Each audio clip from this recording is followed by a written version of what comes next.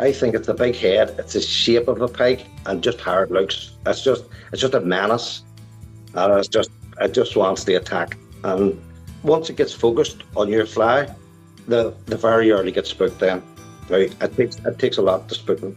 Hello and welcome to the Ireland on the Fly podcast about the people and places of fly fishing in Ireland. If you're lucky enough to be heading out during the last 12 days of fly fishing in October on Currane, Ennell, Leane, Owel or Sheelin, tight lines to you, and don't forget to listen back to our recent episode with Denis Goulding, who has some great advice for fishing the midland lakes at this time of year. But for those of us forced to hang up the trout and salmon rods, you may be thinking of some pike on the fly action instead to keep you from the DTs.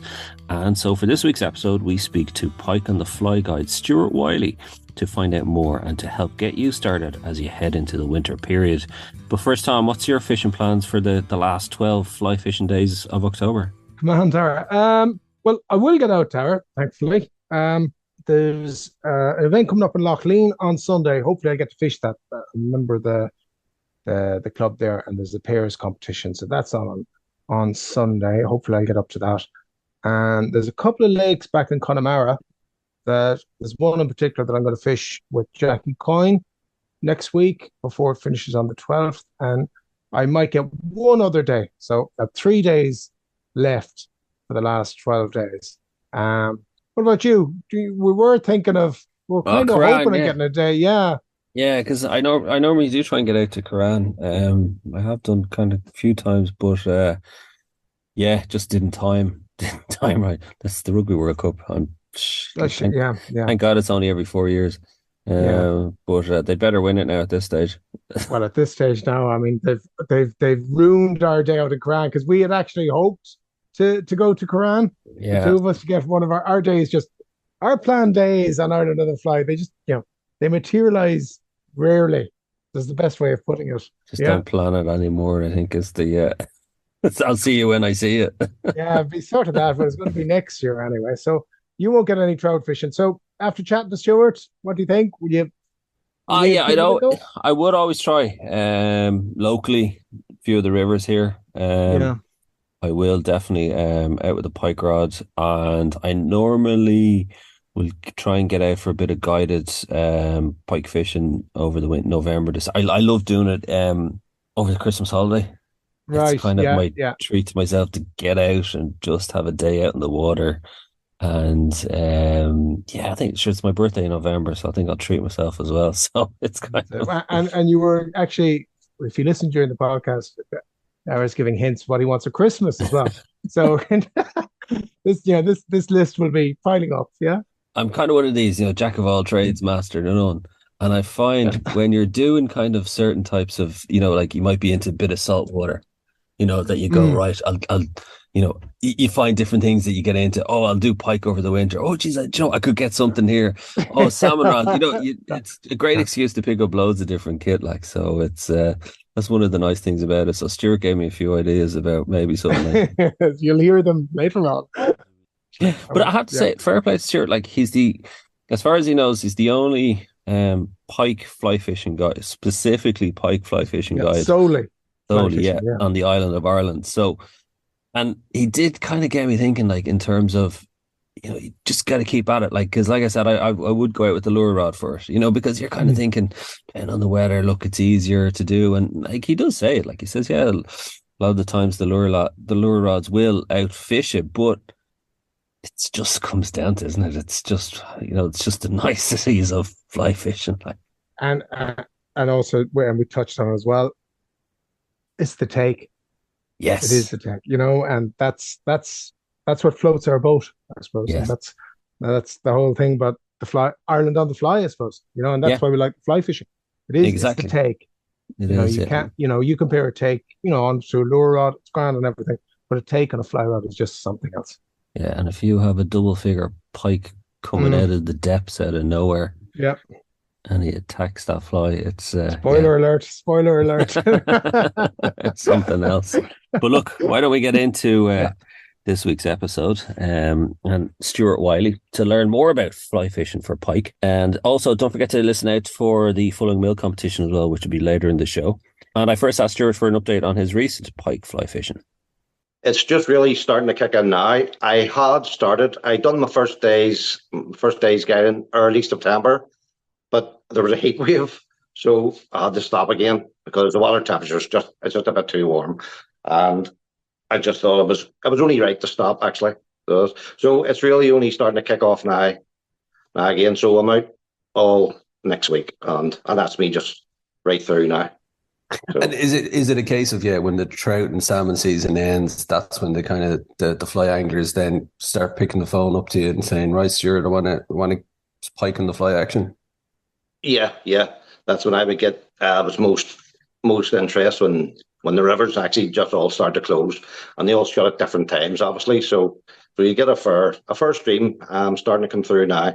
But yet, I say, and I've always said this, that there's a lot of trout and salmon men. Just that's it. That's them done until March or whatever it is. I just can't get my head around it. Am I right in thinking you're the only pike on the fly specific guide on the island of Ireland? As far as I'm aware, I'm the only guide. I was totally dedicated to fly fishing for pike, and that in itself is crazy.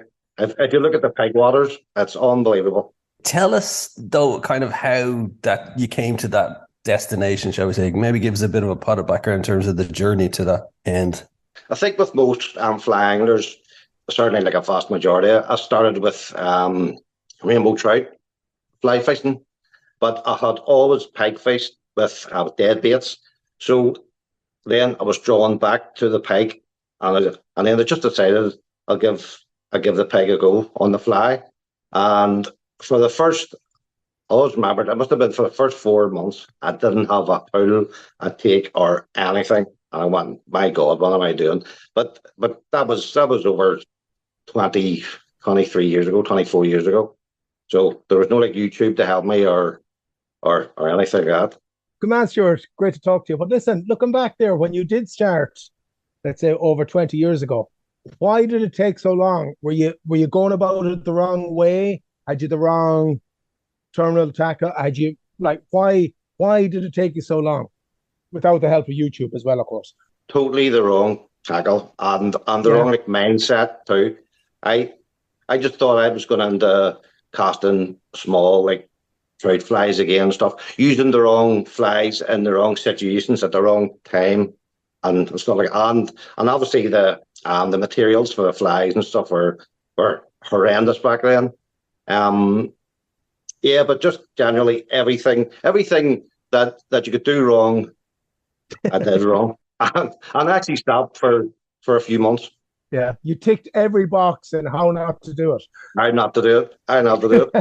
I'll have a cheek to preach to people now. But even back then, I'm thinking as well, I mean, you had to have been very limited on, first of all, commercial pike flies that were for sale, and also the materials. Yeah, extremely limited. You had a choice of, I'd say half a dozen flies, which, and I always remember way back then that most of the pike flies had the weed guards on them, which was just a bit of hard mono around them. I don't know why they've done that. Yeah, that's where there's a bit of hard mono from the eye. It's the point of the hook. Yeah. The whole idea is that it stops weed getting caught. You can fish it. Yeah, you can fish it through weeds. Well, that's okay if you're fishing through weeds, but if you're not, it's not great. And if it's tied wrong, it can actually be hard to hook into a fish then because it's too tight. Right. So you don't get set in the hook properly too. But yeah, to start, if anything that you could do wrong, I was doing it wrong. My leader was too long and too light. My wire traces weren't up to scratch or anything like that. So, and as a matter of interest, what weight rod did you use? What was the AF10? Then I was using 7/8 weight, right, which is undergunned, and it was a far too soft. I think way back then that they went through, rod manufacturers went through having 5 to 6 weight, 6 to 7 weight, and stuff like that. They would do a phase like that, and well, that's what I was using, a 7 to 8 weight. And come here, then I suppose then you probably do remember the eureka moment when it all came together. Yeah, I do. Yeah. And had you changed things much at that stage? Yeah, I had. Yeah. I went and I bought a 10 weight on a fly line. It was an intermediate, a clear intermediate, but it was horrible. It was like a washing line. It was brutal. But then, like, I'd done the job then, and but the real moment was maybe it was a fair bit after they had initially started. I bought a flow tube, and that was it. That was it. That's when it happened. So maybe just take us through, Stuart, just in case some people are wondering what is a flow tube, and tell us the benefits and why it's so good. Yeah, a float tube is like an armchair, an inflatable armchair that and the benefits are you get access to lakes that are totally, the access is just like non-existent, whether that's reed fringed and what I found actually was access from the landowners.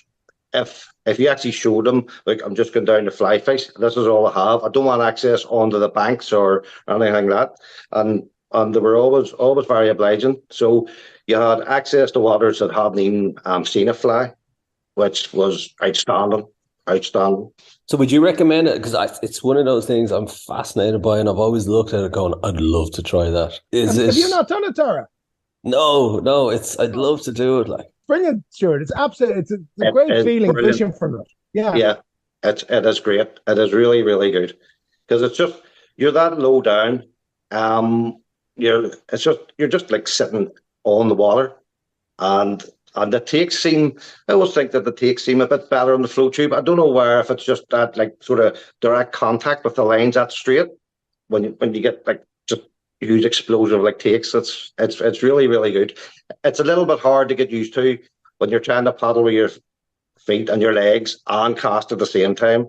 You're a bit all over it, but it doesn't take long to get into the swing of things. The first time I went out in one, Stuart, I didn't know how to turn. Yeah. I just kept, and there was about 3 or 4 people looking at me. Roy Pierce and a couple others at the launch. We had a launch in his jetty, and I kept going out, right? Yeah. And then I realized I couldn't turn around to get back to them. I just kept going out and out. And I remember shouting to them, I don't want to be moving further away from you. And then I realized, I just started kicking with one foot, and then, but you get it quick enough. But initially... Yeah, you do. I think at the start that I couldn't stop turning. I was going out in circles. Right. But they always say, if you go out in one, always try and launch into the wind, which means on your way homeward again, or else on your way inward again, that the wind's blowing you in. So so you always try and do that. Actually, that makes a lot of sense, doesn't it, really? Because, if you get a bit tired near the end of the session or whatever, at least you just have a nice gentle paddle in rather than trying to go upwind against it. Yeah, it makes a lot of sense. That's exactly right. And it opens up so many waters. In fact, there's probably waters that I shouldn't even have been on. I was on the flow tube. Tom, did you do it on Currane, Tom? I've done it on Currane, but you don't really need to do it on Currane. But I did it on I've done it up in Scotland on a couple of small lakes that was there, and I've done it on a couple of small lakes here. I did one back in Connemara once, and it was in a really remote part of Connemara, and a guy came down and he looked at me and he says, as long as I've been here, I never saw anything like that to watch. And he let me go out in the lake, and it worked. Yeah, so it's like what you said, Stuart. It's accessibility. There's no real need for, let's say, having one on Currane, where you can get into most places by a boat. That's right. Okay, there might be a couple of places, Stuart, on a bigger lake that could get you in a shallower spot. Yeah. But generally, you're covered by a boat. But what you said there, and it's very true what you said as well, Stuart, and there's so many of them all over Ireland, reed fringed lakes. Yeah, that's what you want. It's ideal for that. And it's untouched fish. And as everyone knows, pike thrive on neglect. So you're getting a better stamp of fish, better quality of fish, heavier fish. And you could, honestly, if the pike are on that day and you found a lake that hadn't been fished, you could be talking like 30 odd fish in a day. It's just like non-stop. Without labouring the point too much, because I am fascinated by the flow tube and stuff. Is it like a backpack, for want of a better, like, when you're getting set up, when you, like, say you're walking to the lake or walking to your spot, like, is it like, or do you, like, is it a big heavy oak? How does it? No, if you have it all set up, you pump it up at your car or your van, wherever you are, and it's got straps. And yeah, you're right, it is like a backpack. It has Brilliant. straps underneath the seat of it. So you put the straps around your shoulders, carry your rod and whatever else you need, and just away you go. That's the beauty about them. There's no like launching the slipways for a boat or anything like Yeah. that. You walk across a few fields and that's you on the lake and that's you fishing. As well, and I found out quick enough, it's as well to pump it at your car or whatever, because it's the same weight. Yeah, that's right. It's the That's same. right. It doesn't matter. Think of it, yeah, it doesn't matter. Pump it. If you, I had a little electric off the cigarette lighter. Yeah, then For you the just car. plug into your cigarette lighter and it pumps it up. But I remember first thinking, no, it'd probably be easier to do at the lake. But no, it weighs the exact same pump as it does on pump. Yeah, I didn't think about that, but you're right, Tom. Are they expensive? They are now, but How much are they now, actually? Like, Stuart? have You any can- recommended, like, what would you be looking you at? can get one. There's a Savage Gear one, which is totally rock solid. It's called a High Rider, but I think it's around about 4,500 or 500. Which now the first one I bought, I think was £99. But the difference is now you're sitting up out of the water, so it would be, suppose, halfway down your shins now is the only part that's in water. Whereas when I first started, you're right up to your belly in water, and in the winter it's not really nice after an hour or two. No, the reason why I'm asking is I'm just thinking Christmas present list, that's Savage Gear. Okay, I'll take a note of that one. Thank you very much. Savage Gear High. I think it's a 170 High Rider. That's called. Now, and the other thing that Savage Gear would be heavier than the older tubes. It's a lot heavier actually. But it's built far better. And it's like so solid. And again, actually, we talk about pike on the fly being rare enough, but like, I've never met a float tuber when out and about. Like, again, it's a very rare thing you'd see, is it? Like, That's correct. I must have done it for years and years, and before I found another one. And Nice. I was on a small lake actually, and there was two fellas who was float tubing, and they were the first. Obviously, they were the first in years that I had seen. So, and it still is. It's not everyone's cup of tea, No. because they think it's very unsafe. Where a float tube is probably safer than being in a boat, because it takes a hell of a lot for you like to flip out of a float tube. yeah, definitely. So tell us, Stuart, back to the fishing side of it. In terms of, people are, looking at maybe thinking getting into it. Is this the kind of a good time of year, like the kind of autumn period coming into the winter for people to trying to start target the pike? It is, yeah. The beauty about this time of year, we've had a hot summer or a hotty summer, and the water's just starting to cool now. The temperature's coming down. The air temperature's coming down, but it's not extremely cold, so you can still fish in the sort of fly water, if you want, for a better word, where it's 10, 12, 13, 14 feet, which is still okay. It's still it's manageable. And you're still fishing in bays at this time of year too, which will hold pike rather than the deep water, which comes like later on, in winter when the water temperature starts to drop again. And are you floating line, intermediate? What are you looking at? I would go with a die 3, so that's a sink 3, 3 inches per second. Now I would probably use that line 80% of my fishing, Okay. because it's just so handy and versatile. You can use it for all sorts of situations. And I must say now that all my fishing is done from a drifting boat. I would never haven't fished from the bank for pike in years on years. Is that just because you're able to get it better waters? You know where to target them better. Yeah, and you could cover obviously a lot more water on the boat. Plus, over here in Ireland, we don't have what they have on the mainland UK, like the drains and stuff like that. Yes, there are like rivers over here, and a canal maybe, but they're not huge. You couldn't like spend a day on them and walk them and stuff. And the fish that they hold are not. I'm not saying they're not great, but it's just the smallish fish that would hold and all the bank fishing because of the access to it. It's easy access, so that they're going to get hammered then. Yeah. What waters do you guide on? Loch Earn, both upper. I was just going to say, you fish both of them, yeah? I fished both of them. The two of them combined are something. If you take in the river section, is a 30 odd miles long. So you've got plenty to go out there now.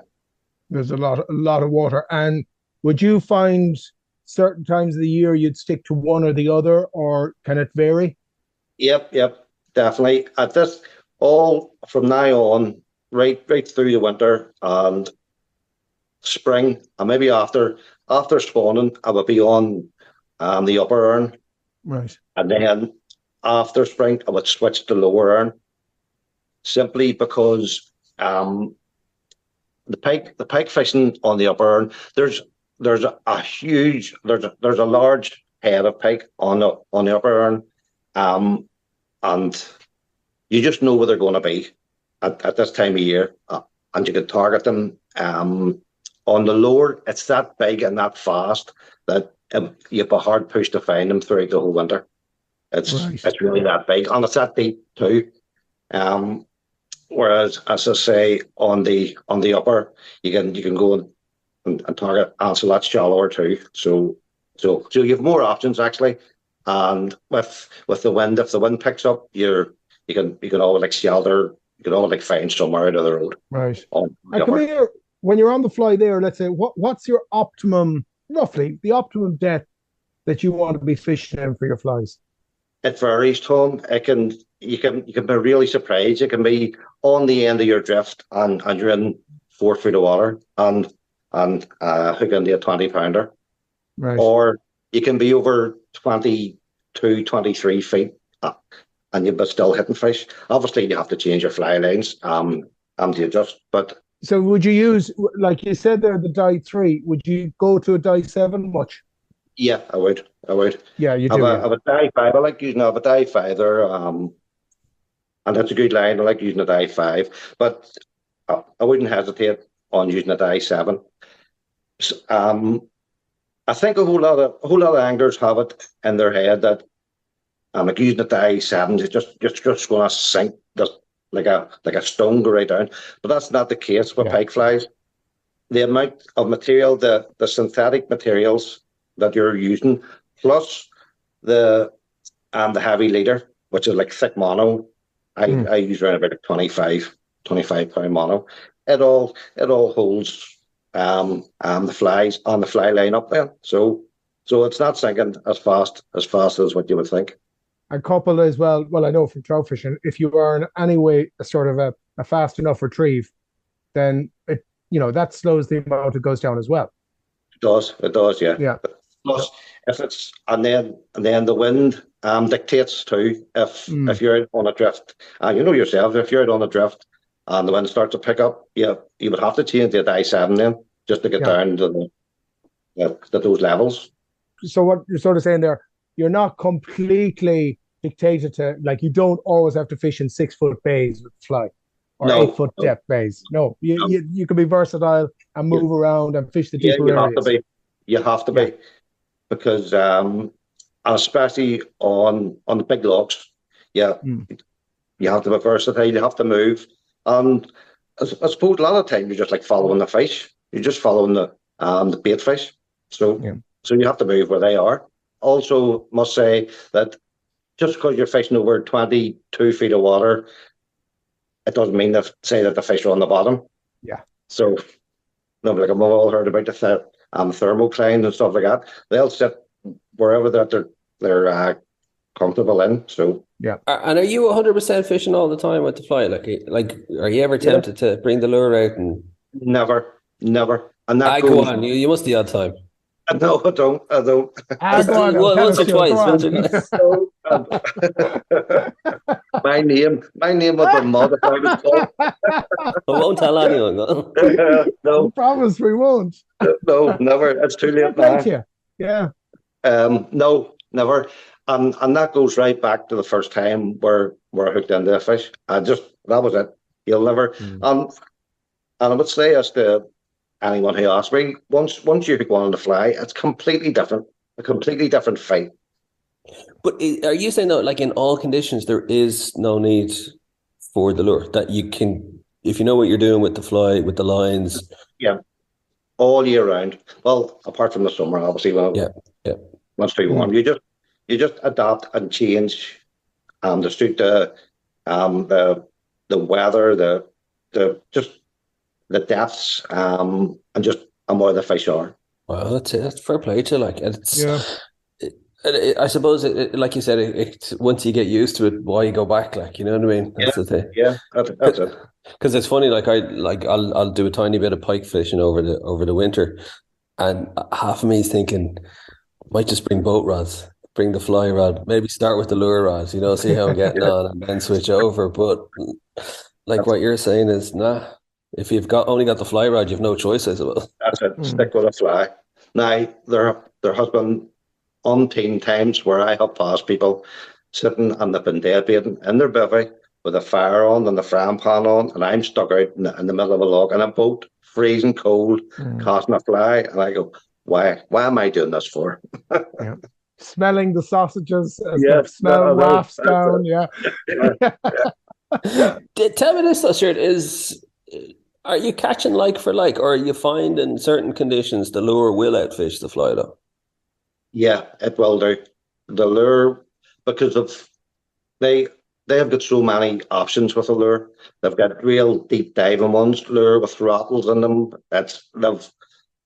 Honestly, a lure will outfish a fly. Generally, you do get the odd occasions where I've asked like lure men, well, how'd you get on today? And well, we've got 2 or 3, and I've had maybe 11. So, but in general, yes, I would. The lures would outfish the fly. And speaking of then the flies itself, you like tying the flies as well. So yeah, it gives you a chance, I suppose, maybe to kind of experiment and see what works and what doesn't.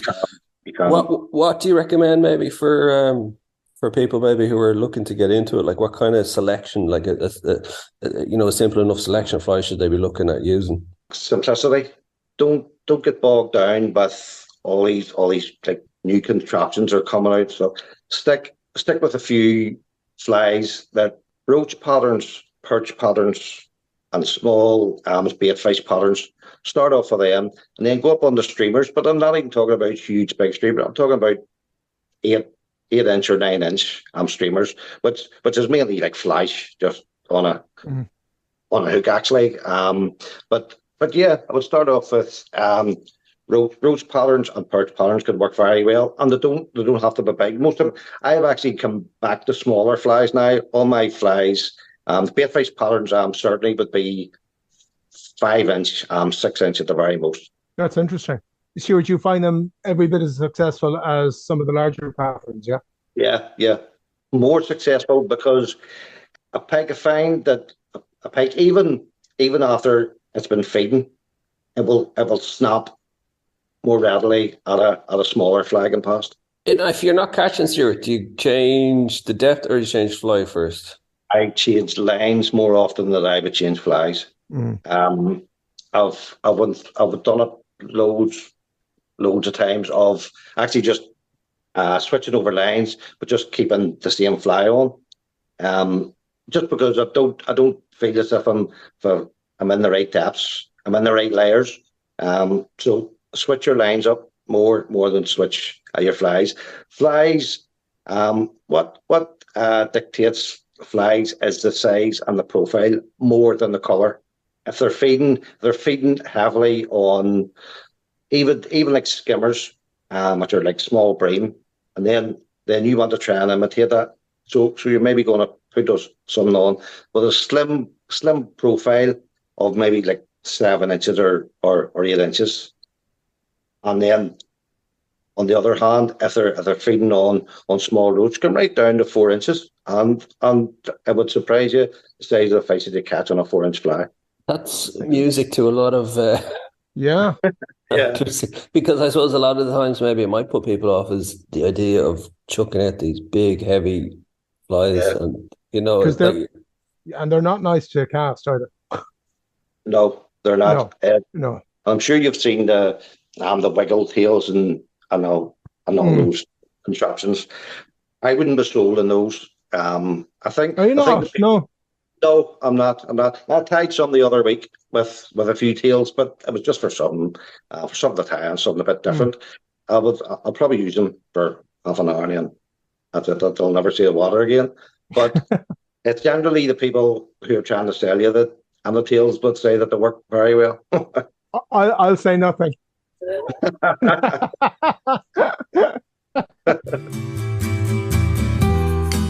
If you're a fly tyer or want to get into fly tying, then this is for you.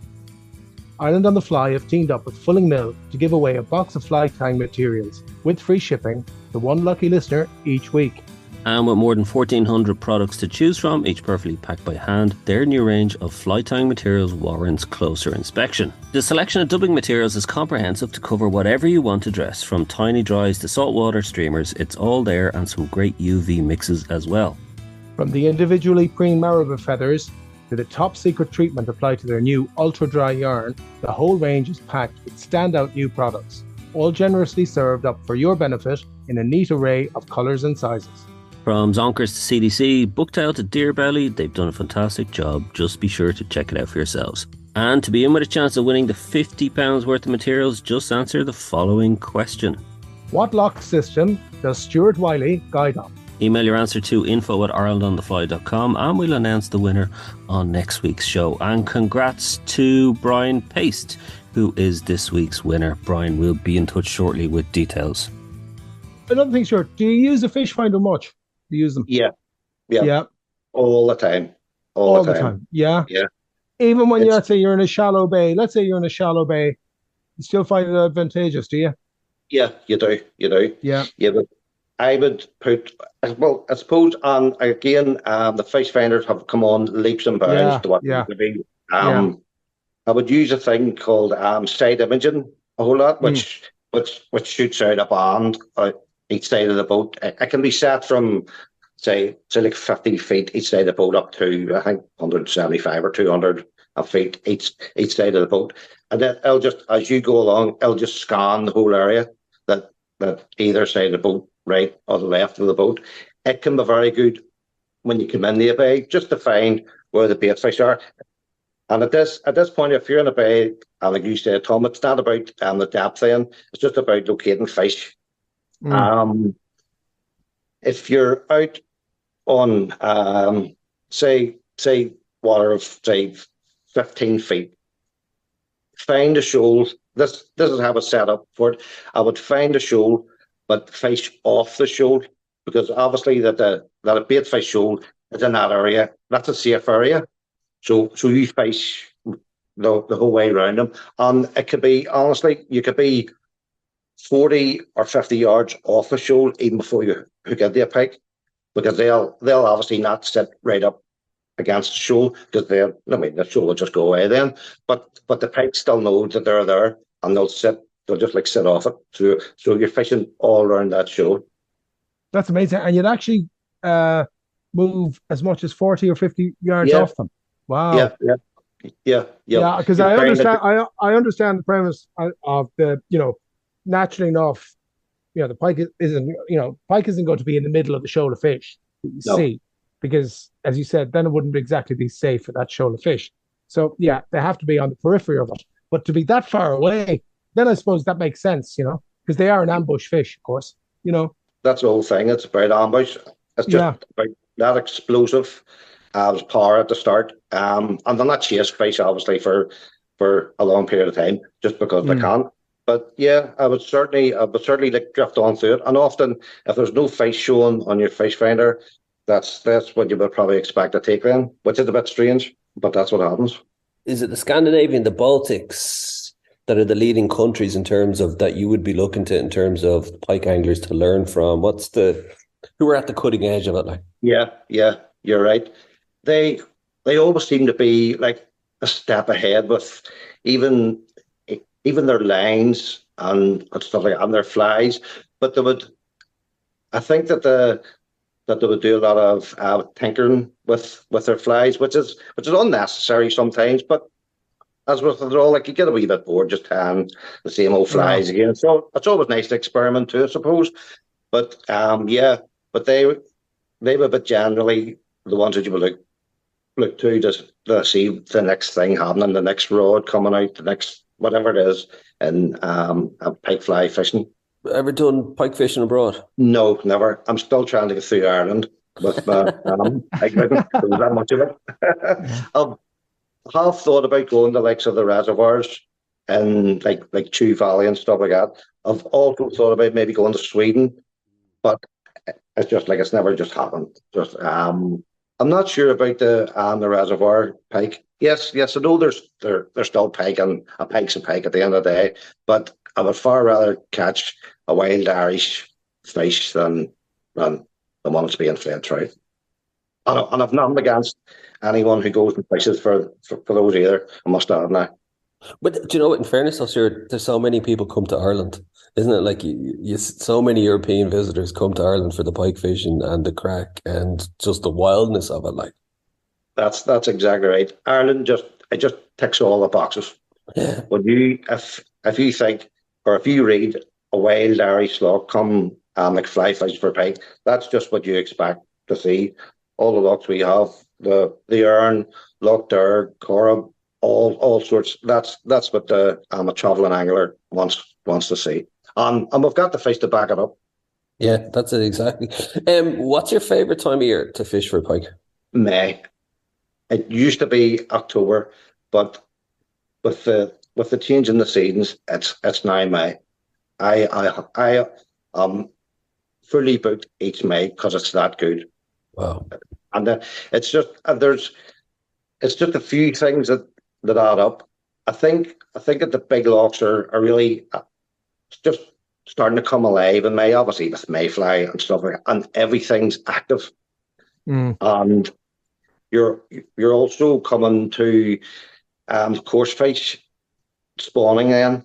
So they just move into bays to spawn, and then the pike just follow them in, and you can have great sport in May.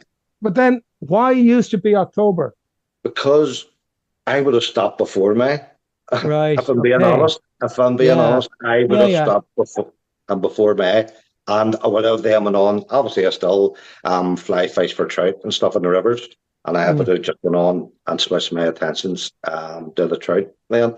But now, when you do fish on, it's incredible. The sport is incredible, and the fish and the weight of the fish, you're getting a really good quality, a really good standard of pike at that time of year. It is really good, and it's nice fishing too because, as I say, you're fishing in bays. It could be 5 or 6 foot, but you're just waiting on it. It's just that good.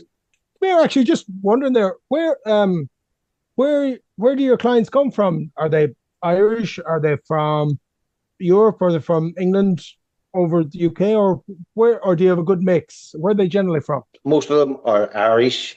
I've got a few that come across from England. I've had Russians. I've had a few of them out before, like that was years ago. So they're Irish anglers who are just game anglers, and they want to just come out and see what it's like. Yeah, and that was one thing I wanted to ask you then. Are most of them, let's say, game anglers who want to try for pike on the fly, or do you get the pike anglers who, let's say, who are lure anglers who now want to try them on the fly? Well, if they can fly fish, and that's a thing where when I started the guide that I was a bit caught out the first few times when I was guiding, because I wasn't asking them how long have you fly fish for or anything like this. It's just if the lure anglers coming out who couldn't really cast a half decent line, and you really have to cast a decent enough line to be successful. But in general, the people, the best anglers to take out are salmon anglers because they don't expect to catch anything. They've been well trained in that. Yeah. Do you hear that, Tara? That is the best line I have heard about salmon anglers. That may be on a little roll somewhere, always playing. See, I was expecting Stuart's punchline to be like, because they're so accomplished with the rods, their casting is so good, they can get the fly out there. It's a joy to watch. No, no. Oh, It's a joy to watch a blank. Yeah, they've had plenty of casting practice. That holds you in good stead. Yeah, Tom will remember that one now. I think that's Oh yeah, it may be quoted again, Stuart. Just maybe, Yeah. Yeah. Well, listen, Stuart, before we let you go, it's been fascinating getting the insights and finding out about it. And I admire your tenacity and belief in just going after the fly, and that's it. And you've got me thinking now, maybe I should just hang up the lure rod. But tell us this, of all the pike you've caught, what was the most memorable one that you caught on the fly? The most memorable was on a smaller loch. I was on a friend's boat, and he was on the engine. And it was almost the end of the drift, and we were coming up. It was almost like an island that we're coming up through, but it was and the drop off was real severe, and we were in, I think, around about 13 feet or 14 feet of water, but right behind us it would have been into 22 feet really, really quickly. And I always try to tell people is to hang your fly at the end of your retrieve. That's the most important thing in fly fishing for a pike. Hang your fly right at the end of the boat, because a pike will follow, even if you don't feel a take, or if you don't even suspect the pikes are, just hang it. And it's almost like teasing a cat with a bit of string, with a bit of fluff on the end of it. You just hang the fly. And a pike of, it was 17.5 pounds, absolutely hammered the fly right. It was clear water right at the boat, and explosion, and all hell broke loose after that. And what I done was just held the line against the rod handle. I didn't even have to strike or anything like that. It just hooked itself, and underneath the boat she went, and she must have went under the boat 3 times. I had the rod almost right up to the handle in the water, just to try to pull her out from underneath the boat. And she come up in the air, done a few tail walks, and then I got her landed. And as I say, it's not the biggest fish I've ever caught, but the take was unbelievable. When she snapped, I could almost actually feel her snapping the fly. She had it that hard. I was that aggressive. It was a fantastic take. Incredible. It does actually make it sound, even you telling it, relating it to us, it sounds amazing. I could sense the take. It sounds fantastic. And it's funny actually. I remember one of the first times when I was fishing, fly fishing for pike, I was in the river, and you just see it come out of the it just emerges from the darkness, isn't it? It just that's right. It's it's the big.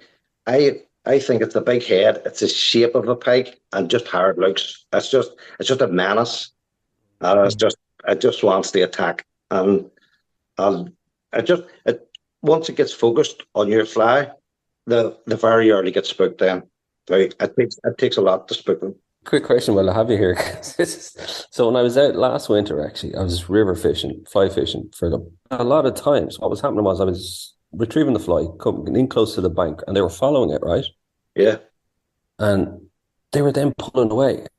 Just as it was coming right up to the bank, they were just drifting away. And the fellow I was fishing with at the time, he'd fished a few times from him. He said, I've never seen that happen. He says, normally they see it. If they think it's going to be getting away from them, they're going to attack it. But this was happening. It must have happened to me about half a dozen times. It was driving me mad, because you'd see them coming out. You'd think, right, this is it. They're coming for it. And then they just drift away. Any thoughts? And they weren't spooked. Well, then it's up to you then to just do something completely different with it then. Just either put it away really fast, or go from a left to right action with it. Just just really like trying to annoy them. Yeah. So just really trying to annoy them. But Darrell, you'll get days like that. You'll get days, well, they'll have you pulling your hair out. They'll just follow and follow and follow. And as you say, they don't even get spooked. They just turn away. And that's it. It's just... Yeah, it is. And for people that might think, your pike fishing, she just lash the fly out, get it in front of them. No, it's not. It's... And anyone, I will say this, anyone who fishes for the rainbows, stock rainbows, they generally can make a good pike fly angler because they can vary the retrieves, like do the figure of 8, or also roly-poly can be very good. And the roly-poly is a good way of learning someone how to set the hook in a strip set, or a strip strike, whatever you want to call it. Yeah. Because there's no pain then to lift the rod. They have to keep on putting the line. So that's a good point, yeah. That's a good point, actually, yeah. So Stuart, look, tell us, what's the contact details? Pike on the Fly Guide. I'm on Facebook, and I have an email address, pikeontheflyguide @gmail.com. Also, I'm sure just might be going to the Irish Fly Fair at November, at 18th and 19th of November at Killyhaven down from Anna. I'll be there. I'll be doing a workshop there on fly fishing for pike for the 2 days. So anyone who'd like to come down and see me. Are you on both days? I'm on both days, yeah. Great, excellent. So, yeah, that's only 5-6 weeks away now. Yeah, that's not long now. So that'll be good. I'm looking forward to that. So if people have any questions, they can come up to you at the fair. And you can go into more with detail of wire chases and leaders and stuff like that. And that's a visual thing too. You'll be able to because we didn't even. I actually meant to touch on that with you, but there's so much we could have talked about. About that terminal tackle and everything. But sure, hopefully we'll have you on again and we can talk it. And between now and then, anyway, anybody who's gets up to Killyhaven will be able to ask you face to face. No problem. Come over and have a chat. It'll be great to see them. Great. So Stuart Wylie, Pike on the Fly Guide, the only one as far as we know. Yeah. The one and only. Cheers, Stuart, thanks again for your time.